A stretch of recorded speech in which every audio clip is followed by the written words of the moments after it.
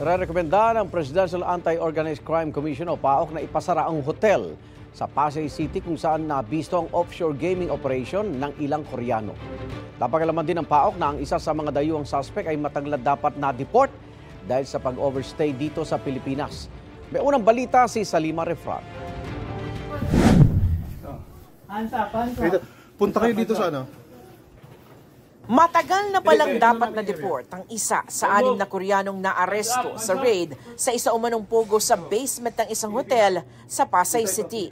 2023 pa raw ang blacklist order nito sa Bureau of Immigration dahil matagal ng overstaying sa Pilipinas. May isang may tourist visa pero paso na noon pang Enero. Merong isang may valid na 9G o work visa pero nang i-check para naman ito sa ibang kumpanya. Mga residence visa naman ang hawak ng iba.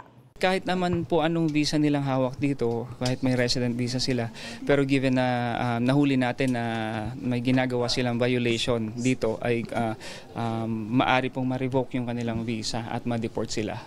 Lahat sila nakaharap sa mga immigration violations. Oras na makakuha ng kaukulang warrant, isa sa ilalim naman sa digital forensics ang mga computer at gadgets na nakuha sa raid, pati na ang napakaraming OTP generators at USBs na maaaring mga cold storage crypto wallets. In this scenario, talagang crypto yung hinihingi nila sa mga clients nila. So kung makuha nila yung seed phrases mo, lahat ng laman ng crypto wallet mo, pwede nilang kunin yun anytime. Malalim na investigasyon ang isasagawa pa ng PAOK tungkol dito.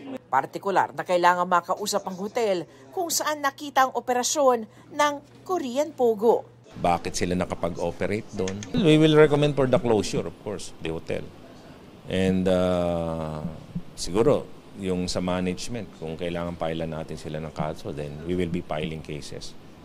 And I think this will serve as a warning also to other hotels na they should look into yung mga umuupa sa kanila kasi they cannot just say na